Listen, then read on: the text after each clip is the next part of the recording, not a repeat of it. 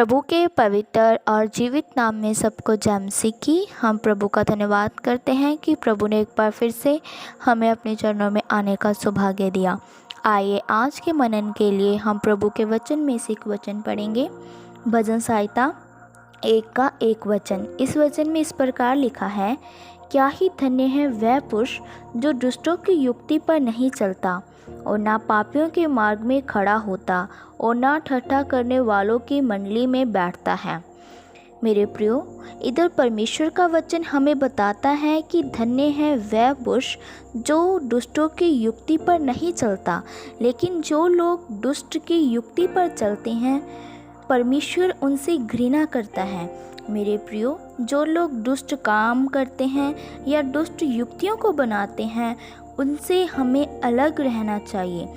हमारी ऐसे लोगों के साथ कोई भी संगति नहीं होनी चाहिए, क्योंकि जैसे परमेश्वर इन्हें अच्छा नहीं समझता, हमने भी इन्हें अच्छा नहीं समझना। हमें भी इनसे घृणा करनी चाहिए।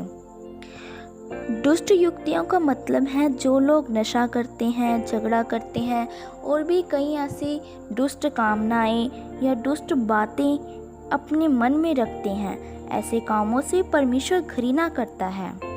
और भी बहुत से काम हैं जो दुष्ट काम में शामिल होते हैं।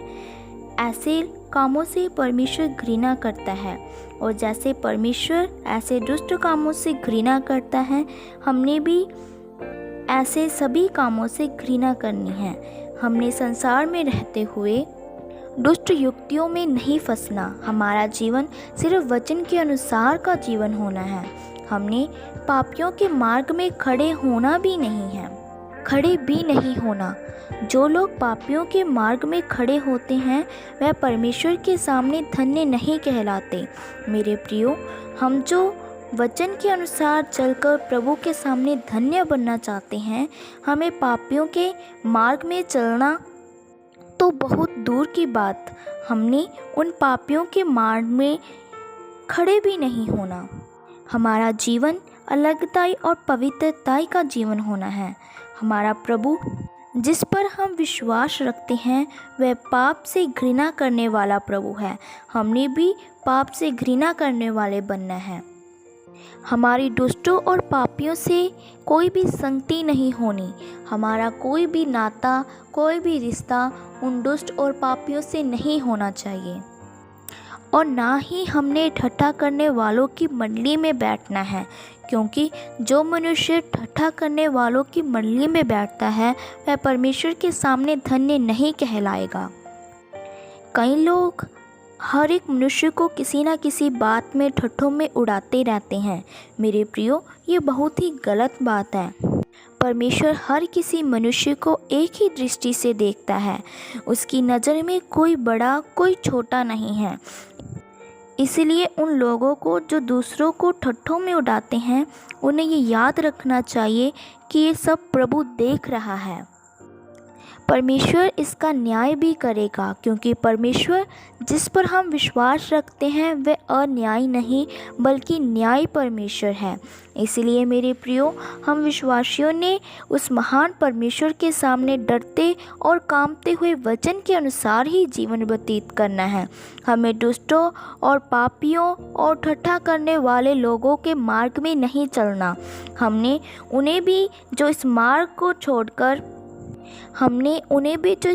में चलते हैं उन्हें भी इस मार्ग को छोड़कर परमेश्वर के द्वारा बताई गई मार्ग पर चलने के लिए बोलना है। जैसे परमेश्वर पवित्र है, हमारा जीवन भी पवित्र होना है। हमने भी अपनी सारी चाल चलन में पवित्र बनना है, तो ही हम परमेश्वर के सामने धन्य मनुष्य कहलाएंगे। हमने इस संसार में रहते हुए परमेश्वर के वचन के अनुसार ही चलना है। प्रभु इन वचनों के द्वारा आप सबको आशीष दे। आइए आँखों को बंद करें, सीनों को झुकाएं, हम प्रार्थना करते हैं। महान सर्वशक्तिमान पिता प्रभु, हम आपका धन्यवाद करते हैं कि सुबह के समय में प्रभु आपने हमें अपने चरणों में बैठने का अनुग्रह दिया। बहुत सारे लोग आज के दिन को देख न सके, इस संसार को छोड़कर गए चले, लेकिन प्रभु अपनी आराधना के लिए, अपनी प्रार्थना के लिए हमें जीवित रखा। हम आपका धन्यवाद करते प्रभु। प्रभु आज शुभ संदेश के लिए आपने सुंदर वचन खोल कर दिया कि वह ही धन्य मनुष्य है जो पापियों की राह में खड़ा नहीं होता और ना दुष्टों की युक्ति पर चलता है और ना ही ठट्ठा करने वालों की मंडली में बैठता है।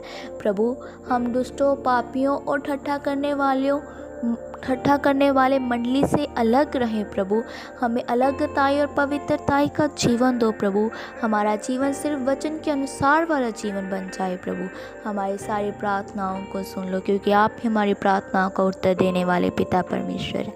प्रभु यीशु मसीह के नाम से हम मांगते हैं, आमीन। सबको जय मसीह की। मारानाथा।